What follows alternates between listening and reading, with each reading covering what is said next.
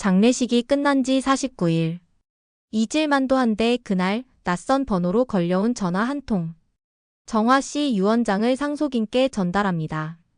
그 순간 나는 엄마의 이름이 또다시 세상을 흔들 줄은 몰랐습니다. 내가 알던 가족은 전부가 아니었습니다. 유언장 한 장에 숨겨져 있던 진짜 이름들, 그리고 엄마가 평생 말하지 않았던 단 하나의 고백. 그날 이후 나는 다시 태어났습니다. 엄마의 딸이 아니라 나 자신의 이름으로. 그럼 이번 사연 시작하겠습니다. 미영씨 괜찮아요? 울음이 채 마르지도 않은 내 얼굴을 보며 장례식장 접객실에서 상조회사가 조심스레 말을 건넸다. 괜찮냐고? 그럴 리가 있나. 엄마가 내 앞에서 숨을 거두던 그 순간 나는 속으로 수천 번을 외쳤다. 엄마, 엄마 제발 나 아직 아무것도 못했어. 하지만 아무리 소리쳐도 그 따뜻했던 손은 이젠 미동도 없었다. 빈소 정리는 어떻게 하실지 내일 발의는 몇 시로 하시겠어요? 내일 오전 9시로요. 내 목소리는 갈라졌고 손은 차가워졌다. 하루 종일 바닥을 닦고 향을 피우고 조문객 인사를 받고 몸은 움직이는데 정신은 텅 비어 있었다. 그런데 바로 그때였다. 혜원아. 누군가 내 이름을 부르며 달려왔다. 낯익은 목소리, 낮고 울컥한 톤, 그리고 조금은 떨리는 발소리. 고개를 돌리자 시어머니가 서 있었다. 결혼 4년 차. 그동안 시어머니와는 서먹한 사이였다. 불편하다고까지는 말 못하겠지만 늘 선을 그어야 하는 느낌이랄까. 집안 행사는 물론 양가 제사나 돌잔치 같은 자리에서도 어머니는 늘 한 걸음쯤 뒤에 계셨다. 그래서였다.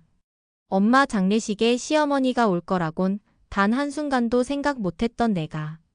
놀라움보다 먼저 든 감정은 솔직히 말하면 당황이었다. 어머니 여긴. 그런데 그 다음 장면은 내가 절대 상상 못한 광경이었다. 언니야 제발 일어나봐. 언니 내가 늦었지 내가 너무 늦게 왔지. 시어머니가 엄마의 영정사진 앞에서 무릎을 꿇고 소리 없이 통곡하고 있었다. 그 순간 식장 전체가 얼어붙었다. 나는 그대로 얼어붙은 듯 한 발짝도 움직일 수 없었다. 시어머니는 엄마의 이름을 부르고 있었다. 정화야 정화야. 뭐라고요? 우리 정화 우리 언니. 이렇게 가면 난 뭐가 되냐고. 이 결혼 내가 허락했어야 했는데 내가 먼저 왔어야 했는데. 순간 내가 뱉은 첫 마디는 언니요? 나는 제대로 숨조차 쉬지 못했다. 그날 내 앞에 무릎 꿇고 울고 있던 사람은 시어머니가 아니었다. 그 눈빛은 오래전에 잃어버린 무언가를 향한 처절한 울음이었다. 엄마의 영정 앞에 고개를 조아리며 정화야, 나야 미란이야 라고 속삭이던 시어머니는 그 순간 내 남편의 어머니가 아닌 누군가의 동생이었다. 어머니 지금 뭐라고 하신 거예요? 나는 차마 다가가지도 못한 채 그 자리에 얼어붙은 채 물었다. 식장 안은 조용했고 지켜보던 조문객들의 시선은 어색한 공기로 뒤섞였다. 그녀는 내 말을 듣고도 대답하지 않았다. 그저 사진을 부여잡고 흐느끼듯 중얼거렸다. 정화 언니 나 좀 용서해줘. 내가 너무 늦게 왔어. 이렇게 갈 줄은 몰랐어. 진짜 몰랐어. 정신이 아찔했다. 나는 힘없이 뒤로 한 걸음 물러섰다. 소희가 다급히 나를 붙들었다. 혜원아 너 괜찮아? 언니래. 우리 엄마 보고 언니래. 지훈이 엄마가 우리 엄마 보고 언니래. 나는 눈을 질끈 감았다. 어떤 말도 어떤 감정도 입으로 꺼낼 수가 없었다. 엄마의 죽음을 받아들이기도 전에 그 죽음의 의미가 통째로 바뀌는 것 같았다. 그때 남편 지훈이 식장으로 들어섰다. 검은 정장에 눈가가 벌겋게 달아오른 얼굴. 그는 시어머니 앞에 쭈그려 앉아 조용히 말했다. 엄마 여기서 이러면 안 돼. 지금 너무 혼란스럽잖아. 그러자 시어머니가 울음을 멈추고 힘겹게 고개를 들었다. 그리고 정면으로 나를 바라봤다. 눈이 마주쳤다. 그 눈동자 속에 깃든 감정은 단순한 당황이나 미안함이 아니었다. 그건 회한이었다. 무언가를 놓쳐버린 사람의 깊은 후회. 말하지 못한 채 묻어버렸던 진실을 꺼내기엔 너무 늦어버렸다는 그런 표정이었다. 나는 조용히 입을 열었다. 정확히 말씀해주세요. 어머니가 지금 말씀하신 정화 언니가 우리 엄마 정화 맞으세요? 그녀는 작게 고개를 끄덕였다. 한참 만에 입을 떼며 말한 한마디. 그래. 정화는 내 언니였어. 너희 엄마 내 언니 맞아. 그 순간 바닥이 꺼지는 느낌이었다. 심장이 쿵 내려앉았다. 정화 엄마 언니. 시어머니 동생. 이름들이 얽히고 관계가 뒤집히고 나의 세계가 재편되는 소리가 들렸다. 소희가 옆에서 작은 비명을 삼켰다. 그럼 지훈이랑 너는? 나는 손으로 그녀를 막았다. 아니야. 엄마가 말했어. 지훈이랑 나는 혈연 아니야. 그건 확실해. 그래, 다행히 그것만은 명확했다. 지훈과 내가 연인이 될 수 있었던 이유, 우리가 부부가 된 이유. 그건 진짜 사랑이었고 거짓 없는 만남이었으니까. 하지만 그 모든 게 엄마의 죽음 이후 알게 된 엄마와 시어머니의 숨겨진 과거라는 새 틀 위에 얹히기 시작했다. 지훈은 어머니를 부축하며 말했다. 엄마, 우리 나가서 얘기해요. 지금은 너무 많은 사람들이 있어요. 나는 막아서며 물었다. 지훈아, 너 이거 알고 있었어? 지훈은 눈을 동그랗게 떴다. 무슨 말이야? 너희 엄마가 우리 엄마 여동생이라는 거 알았냐고. 그는 망설임 없이 고개를 저었다. 아니야. 나 그런 얘기 평생 들어본 적 없어. 엄마가 우리 외가 얘기는 한 번도 안 했어. 그 대답을 듣고도 마음이 놓이지 않았다. 나는 시어머니를 향해 다시 물었다. 언제 알게 되신 거예요, 어머니? 우리 엄마가 돌아가셨다는 걸요. 그녀는 떨리는 목소리로 말했다. 오늘 아침 인터넷 기사에서 봤어. 병원 장례식장 정화 씨 사망이라는 기사였어.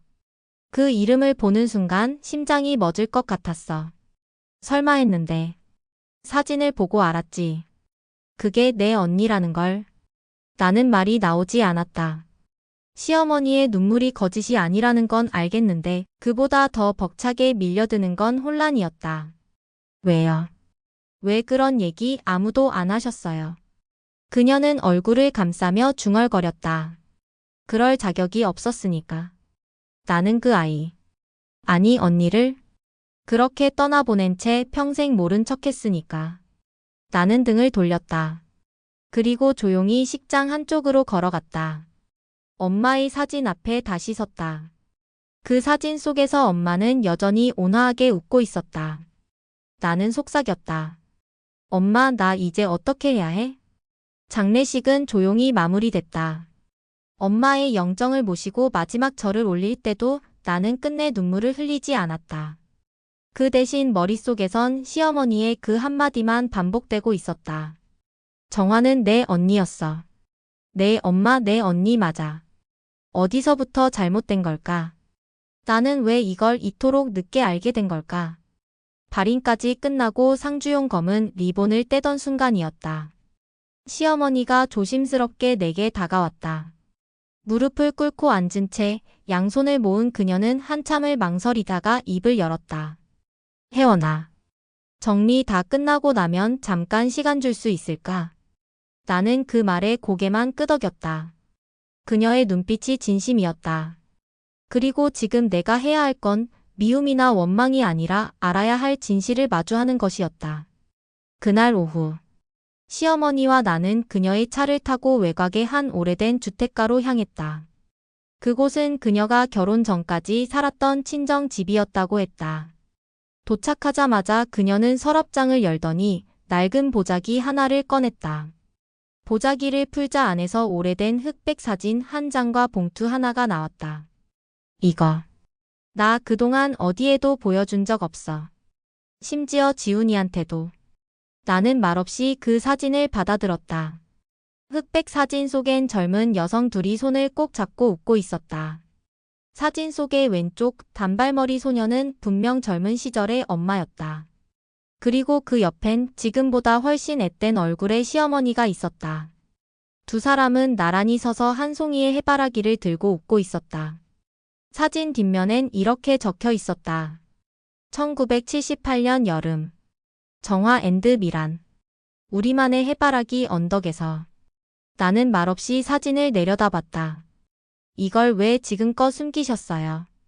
내 목소리는 떨리고 있었다. 그녀는 한참을 망설이다가 조용히 말했다. 언니랑 마지막으로 연락이 닿은 게 네가 12살 무렵이었어. 그날도 그랬지. 언니는 항상 조용히 전화를 끊었어. 내 목소리를 듣고 싶어 하면서도 끝내 전화는 짧게 끊었어. 왜요? 왜냐고? 나 때문이지. 그 사람 언니가. 나 때문에 모든 걸 잃었으니까. 나는 가슴이 철렁 내려앉는 기분이었다. 어렸을 때 나는 늘 언니를 질투했어. 예쁘고 똑똑하고 누구에게나 사랑받던 사람. 나 같은 건 늘 들러리였지. 그러다 그 사람이 나타났어. 언니가 사랑했던 사람. 근데 그 사람 결국 나랑 결혼했거든. 그녀의 고백은 충격적이었다. 무슨 말씀이세요? 지훈이 아빠. 그 사람 처음엔 언니를 좋아했어. 하지만 집안에서 반대가 심했지. 그래서 결국 언니는 그 사람을 보내고 떠났고 나는 그 빈자리에 들어간 거야. 나는 숨이 막혔다. 이게 어떻게 현실일 수 있을까? 언니는 그 후로 한 번도 내게 원망하지 않았어. 단 한 번도. 그게 더 무서웠어. 나보다 훨씬 고운 사람이었으니까. 나는 조심스레 물었다. 그럼 지훈이 아버지도 우리 엄마와의 관계를 알았던 거예요? 알았지. 알면서도 끝까지 묻지 않았어. 지훈이 아빠는 자기 죄책감이 컸거든. 그녀는 한숨을 쉬었다. 그 편지 언니가 보낸 마지막 편지야. 그녀는 봉투를 내게 건넸다. 읽을 준비가 됐을 때 열어봐. 강요는 안 할게. 나는 조용히 봉투를 가슴에 안았다. 묻고 싶었던 게 너무 많았지만 지금은 그저 이 무게를 끌어안는 것만으로도 벅찼다. 집으로 돌아오는 차 안. 지훈이에게서 문자가 왔다. 잘 만나고 있어? 엄마 괜찮으셔? 나는 잠시 멈췄다가 짧게 답장을 보냈다. 응. 곧 갈게. 근데 우리 엄마랑 내 엄마 진짜 자매였어. 그는 곧바로 전화를 걸어왔다. 혜원아. 지금 뭐라고 한 거야? 나는 조용히 말했다. 나중에 얘기하자. 지금은 나 엄마 편지 먼저 읽어야 할 것 같아. 밤이었다. 방 안의 불을 다 끄고 조용히 책상 스탠드만 켠 채 나는 책상 앞에 앉아 있었다. 손에는 낮에 시어머니에게 받은 그 봉투가 쥐어져 있었다. 보통 크기의 흰색 편지 봉투. 겉면엔 낯익은 필체로 단 한 줄만 적혀 있었다. 혜원아, 이건 내 마지막 말이야. 나는 심호흡을 크게 하고 봉투를 뜯었다. 안에는 연한 분홍색 편지지가 한 장 접혀 있었다. 익숙한 글씨였다. 엄마가 살아있을 때 늘 냉장고에 붙여두던 메모와 같은 글씨였다. 첫 문장을 읽는 순간 나는 벌써 울고 있었다. 혜원아. 지금 이 편지를 읽고 있는 넌 내 마지막 인사를 들을 준비가 됐다는 뜻이겠지. 혹시 아직 마음이 너무 아프다면 그냥 봉투만 보고 다시 접어도 돼. 엄마는 널 기다릴 수 없어도 이 편지는 너를 기다릴 수 있으니까. 혜원아. 너를 낳고 키우면서 엄마는 정말 많이 부족한 사람이었어. 널 꼭 안아주는 것도 서툴렀고 아프다고 해도 표현도 못했고. 엄마는 평생 말 못할 짐을 안고 살았단다. 그리고 그 짐 중 하나는 바로 미란이라는 이름이야. 그래, 너희 시어머니. 그녀는 내 동생이었고 내 인생에서 가장 오래 숨기고 싶었던 사람이었어. 나는 펜을 잡듯 편지를 움켜쥐었다. 손이 떨렸고 눈물이 뺨을 타고 흘렀다. 엄마는 계속해서 고백하고 있었다. 언젠가 너에게 말해야 할지도 모른다는 생각은 늘 있었어. 그런데 말이야, 엄마는 끝내 용기가 나지 않더라. 내가 그 사람을 먼저 사랑했어. 네가 알지 못했던 한 남자. 내 아버지가 아닌 내 청춘의 처음이자 끝이었던 사람. 하지만 그 사람은 결국 미란이를 선택했어. 이유는 단순했어. 집안 반대, 조건, 형편. 뭐 그런 것들이지. 나는 그 뒤로 모든 걸 내려놨어. 사랑도, 가족도, 심지어 내 이름도. 미란이와는 그날 이후로 연락을 끊었고 다시는 그녀와 엮이지 않으리라 다짐했어. 그런데 운명이란 게 참 이상하지. 내가 세상에서 가장 아끼는 너와 내 인생에서 가장 아프게 등을 돌린 그녀의 아들이 사랑에 빠졌다는 소식을 들었을 때 엄마는 정말 무너지는 줄 알았단다. 나는 숨을 삼켰다. 엄마는 알고 있었다. 이미 다 알고 있었고 나보다 더 오래 이 진실을 껴안고 있었던 거였다. 나는 이어진 다음 문장을 읽으며 그동안 엄마의 침묵이 어떤 마음이었는지 조금은 알 것 같았다. 그런데 혜원아. 그럼에도 엄마는 너를 말릴 수 없었어.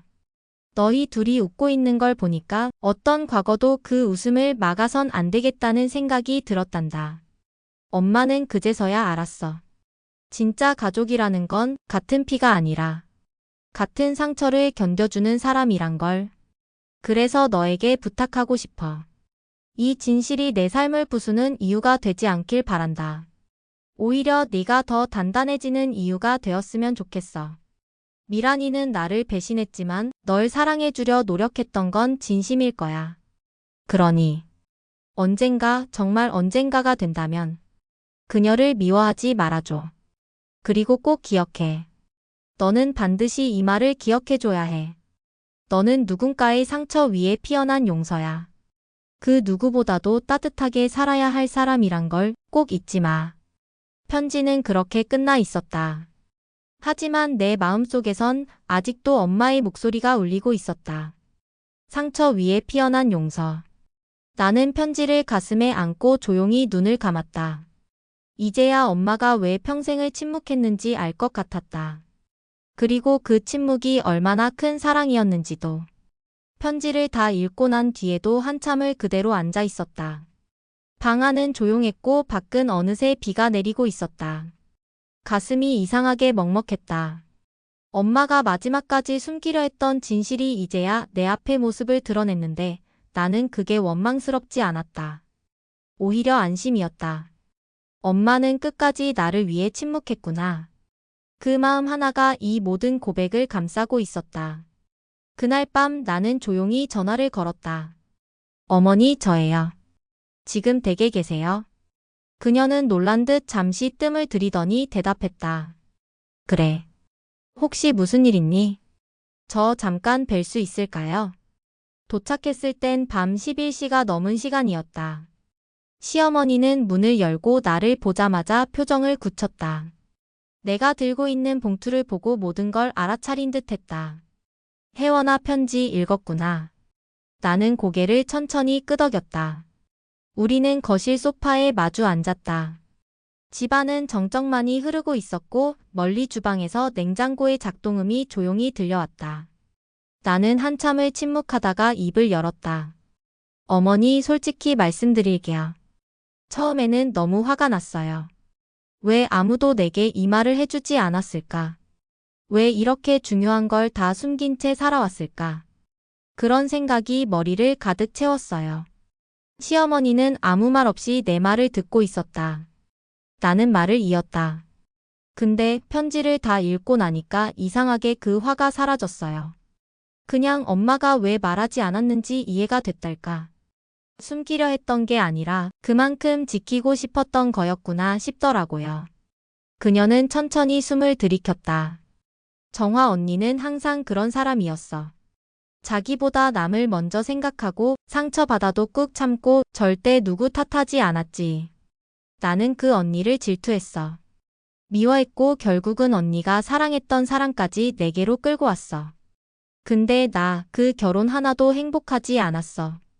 지훈이 아빠는 늘 어딘가 허전한 눈빛으로 살았거든. 그 눈빛 속에 언니가 있었던 것 같아. 그녀의 목소리는 떨리고 있었다. 나는 조용히 고개를 숙였다. 어머니, 솔직히 오늘 이 편지를 읽고 나서 어머니를 원망하고 싶지 않았어요. 그리고 그러지 않기로 결심했어요. 그녀는 고개를 들었다. 눈가가 벌개져 있었다. 내가 그런 자격이 있을까? 네가 날 용서해도 될까? 엄마가 그랬어요. 진짜 가족은 같은 피가 아니라 같은 상처를 견뎌주는 사람들이라고요. 지금 어머니와 제가 같은 상처를 나눴다면 우린 그걸로 이미 가족인 거예요. 그녀는 울음을 삼키며 고개를 끄덕였다. 혜원아, 미안하다. 정말 미안하다. 나는 그 말을 들으며 조용히 그녀의 손을 잡았다. 그 순간 손끝으로 전해지는 따뜻함이 있었다. 우리는 서로를 바라보며 아주 조용히 아주 오래 울었다. 그날 밤 집에 돌아와서 다시 편지를 꺼내봤다. 마지막 줄을 다시 읽었다. 너는 누군가의 상처 위에 피어난 용서야. 그 말이 내 안에서 계속 맴돌았다. 나는 결심했다. 이제부터 나도 엄마처럼 살기로. 상처는 남기지 않고 용서로 남기로. 나를 아프게 한 사람에게 복수를 고르지 않고 그 사람을 안아줄 만큼 단단해지기로. 장례가 끝난 지 며칠 뒤 나는 집안에 남겨진 엄마의 물건들을 정리하기 시작했다. 사진첩, 수첩, 통장, 작은 액세서리 상자까지. 하나하나 꺼내다 보니 엄마가 살아온 시간이 손끝으로 느껴졌다. 특히 오래된 책장 안쪽 먼지 쌓인 상자에서 나온 편지 뭉치는 숨이 멎을 뻔했다. 발신인 없음. 수신인 정화. 도무지 누구에게 받은 것인지 알 수 없는 편지들이었다. 대부분은 열어보지 않은 채 고이 보관되어 있었고 그중 한 장만 봉투가 뜯겨 있었다. 편지를 펼쳤다. 정화 씨. 다시 한 번만 연락을 주셨으면 합니다. 당신과 그 아이가 어디에 있든 내가 할 수 있는 일이라면 뭐든 하겠습니다. 용서받을 자격이 없다는 건 알지만 기회가 된다면 한 번만 얼굴을 보여주세요. 그 아래 흐릿하게 번진 서명이 있었다. 강문철. 나는 이 이름을 들어본 적이 없었다. 그 아이라는 표현이 자꾸 마음에 걸렸다. 설마 나를 말하는 건가? 그날 저녁. 휴대폰에 낯선 번호 하나가 떴다. E-XXXX-XXX. 망설이다가 전화를 받았다. 여보세요? 그쪽에서 낮고 조심스러운 목소리가 들려왔다. 아, 실례합니다. 혹시 정화 씨 따님 되시죠? 심장이 순간 쿵 내려앉았다. 네. 그런데요? 아, 다행입니다. 죄송합니다. 갑작스러운 연락 드려서. 저는 정화 씨 지인입니다. 생전에 정화 씨께 몇 번 연락을 드린 적이 있었는데 최근 소식을 듣고 꼭 한번 따님께 인사드리고 싶었습니다. 어떻게 제 번호를? 정화 씨께서 생전에 메일로 제게 연락을 주신 적이 있었어요. 거기에 따님의 이름과 연락처가 있었습니다. 혹시 시간 괜찮으시면 잠깐 뵐 수 있을까요? 나는 머릿속이 복잡해졌다. 이건 또 무슨 새로운 이야기인지, 엄마의 또 다른 지인이 왜 나를 만나려 하는지 두려움과 호기심이 동시에 올라왔다. 이틀 뒤 나는 서울 시내 조용한 찻집에서 그를 만났다. 60대 중반쯤 되어 보이는 남자. 정장 차림에 단정한 인상, 그리고 뭔가 말을 아끼는 듯한 조용한 태도. 처음 뵙겠습니다. 저는 강문철이라고 합니다. 그 이름. 며칠 전 편지에서 본 이름이었다. 나는 말없이 고개를 숙였다. 그는 조심스럽게 종이봉투 하나를 꺼냈다. 이건 정화 씨가 마지막으로 제게 남긴 메모입니다. 직접 전달해달라고 하셨는데 그동안 연락이 닿지 않아서 계속 보관하고 있었습니다. 나는 봉투를 받아들었다. 안에는 작은 메모지 하나와 흑백 사진 한 장이 들어 있었다. 사진 속엔 젊은 엄마가 있었다. 하지만 그 옆에 서 있는 남자는 내가 단 한 번도 본 적 없는 얼굴이었다. 그의 손엔 작은 여자아이가 안겨 있었고 그 아이의 얼굴이 낯 익었다. 그건 어린 시절의 내 얼굴이었다. 이게 무슨 사진이에요? 그는 잠시 침묵하더니 조용히 말했다. 그 아이. 정화 씨는 항상 내 딸이다라고 말하셨어요. 하지만 제가 알기로는 그 당시 정화 씨는 어느 누구에게도 출산 사실을 말하지 않았습니다. 그 아이가 누구의 아이인지 혹시 기억하고 계신 게 있나요? 나는 숨을 삼켰다. 정확히 무슨 말씀을 하시려는 거죠? 그는 눈을 내리깔고 말했다. 저는 그 아이가 제 딸일 수도 있다고 생각했습니다. 그래서 수년간 찾았어요. 정화 씨는 끝내 말해주지 않으셨지만 그래도 한 번은 직접 확인하고 싶었습니다. 나는 말이 나오지 않았다. 모든 게 혼란스러웠다. 엄마가 남긴 마지막 편지에서조차 말하지 않았던 이야기, 그리고 그 침묵 속에 남겨졌던 이 남자의 존재. 만약 이 말이 사실이라면 내 삶은 또다시 뒤흔들릴지도 모른다. 제가 그럴 자격이 있는지 모르겠습니다만 만약 허락하신다면 DNA 검사를 요청드리고 싶습니다. 정말로 아이가 저희 친딸이 맞는지를. 그리고 그게 아니라면 제가 그냥 이 기억 속에서 정화 씨를 떠나보내겠습니다. 나는 조용히 숨을 내쉬었다. 지금까지 한 번도 내 인생이 평탄했던 적이 있었나. 그 생각이 스쳤다. 하지만 내가 그동안 배운 게 있다면 진실은 언젠가 반드시 마주해야 한다는 것. 피한다고 없어지지 않는다는 것. 나는 천천히 고개를 들었다. 그리고 그에게 말했다. 검사 받아볼게요.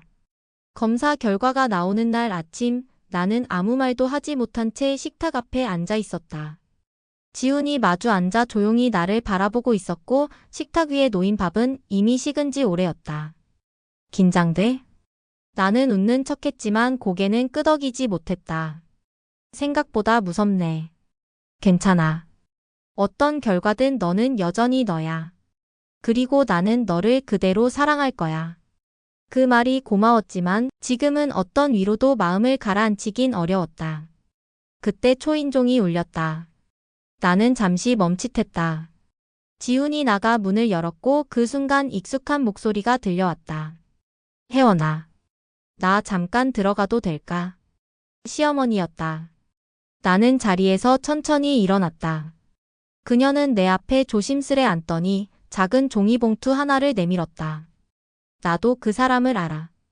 누구요? 강문철. 네가 만났다는 그 남자. 정화 언니를 사랑했던 사람. 나는 숨이 턱 막혔다.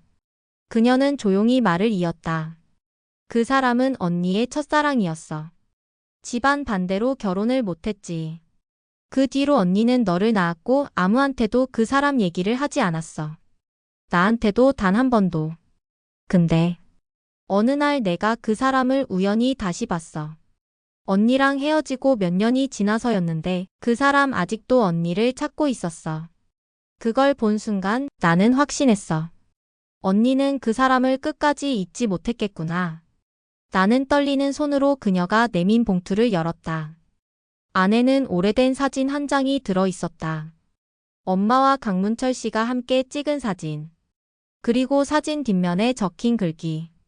정화 앤드 문철 1987년 봄. 다시 시작하자 그 한마디를 믿었던 그날. 나는 입을 가리고 숨을 삼켰다. 엄마가 다시 그 사람을 만났던 걸까? 그리고 그때가 내가 태어나기 전이었는지 후였는지조차 모른다. 시어머니가 조용히 말했다. 혜원아, 혹시 그 사람이 너의 친부일지도 모른다고 생각하는 건 너무 당연한 거야.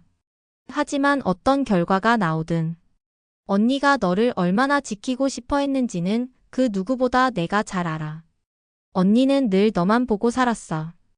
혼자서 누구한테도 기댈 수 없었지만 그 눈빛엔 늘 너 하나만 있었어. 나는 그녀의 말을 들으며 울음을 삼켰다. 그래서 내가 언니를 대신해서라도 너한테 말하고 싶었어. 넌 절대 누구의 실수로 태어난 아이가 아니야. 넌 사랑받으려고 태어난 사람이야. 그 순간 휴대폰이 울렸다. 병원에서였다. 결과가 나왔다고 했다. 나는 조용히 병원으로 향했다. 강문철 씨는 미리 와 있었다. 그는 나를 보자마자 고개를 깊이 숙였다. 감사합니다. 이렇게까지 응해주셔서. 나는 그저 고개를 끄덕였다. 간호사가 봉투를 건넸고 우리는 병원 안 상담실로 들어갔다. 담당 의사는 조용히 앉아 말했다. 검사 결과 유전적 일치율은 친자 관계로 보기 어렵습니다. 즉, 친부가 아니라는 뜻인가요? 의사는 고개를 끄덕였다. 네. 유전적 일치율이 낮습니다. 법적 친자 관계로 인정될 수 없는 수준입니다. 강문철 씨는 한참을 말없이 고개를 떨군 채 앉아 있었다. 나는 천천히 입을 열었다. 이제 마음 놓이세요? 그는 조용히 고개를 끄덕였다. 어쩌면 내 욕심이었나 봅니다. 정화 씨를 끝까지 잡고 싶었던 그 미련이 여기까지 날 끌고 온 거겠죠. 나는 그 말에 괜찮다는 말도 못하고 그저 고개만 끄덕였다. 병원을 나서는 길. 나는 하늘을 올려다봤다. 구름이 지나가고 그 뒤로 햇빛이 살짝 비쳤다. 무언가가 정리되는 기분이었다. 내가 누구의 딸인지는 더 이상 중요하지 않았다. 중요한 건 내가 어떤 마음으로 살아가느냐였다. 그날 밤 시어머니가 보낸 짧은 문자 하나. 언니가 널 보며 웃던 모습이 잊히질 않아. 나도 그 웃음을 지켜주고 싶다. 고맙다, 혜원아. 나는 처음으로 그 문자를 읽으며 눈물이 나지 않았다. 그저 미소 지었다. 작은 평화가 내 안에 찾아온 것 같았다. 엄마의 짐을 거의 다 정리했을 무렵 마지막 서랍 안쪽에서 낡은 수첩 한 권이 나왔다. 거의 헤어진 커버 빛이 바랜 종이. 수첩 안엔 장을 보거나 약속을 적은 흔적, 날짜와 시간, 그리고 짧은 메모들이 줄줄이 쓰여 있었다. 치과 예약 십시. 회원 체육복 빨래. 기일. 조용히 보내기. 엄마는 그 누구보다 조용한 사람이었지만 그 수첩 속에는 오롯이 엄마의 하루하루가 살아 숨쉬고 있었다. 그런데 한 장을 넘기다가 멈칫했다. 다른 페이지와 다르게 또렷하고 굵은 글씨로 한 줄이 적혀 있었다. 양지훈, 절대 알려주지 마. 그 밑엔 낯선 전화번호와 주소가 적혀 있었다. 양지훈. 지훈이와 같은 이름. 하지만 주소도 번호도 처음 보는 것이었다. 나는 그 이름을 처음 보는 듯 하면서도 어딘가 낯설지 않은 기분이 들었다. 마치 오래된 꿈속에서 몇 번은 불러봤던 이름 같은 느낌. 엄마는 왜 이 이름을 수첩 한가운데 남겨둔 걸까? 그리고 왜 절대 알려주지 말라는 메모까지 남겼을까? 그날 밤 나는 시어머니에게 조심스럽게 물었다. 어머니, 혹시 양지훈이라는 이름 들어보신 적 있으세요?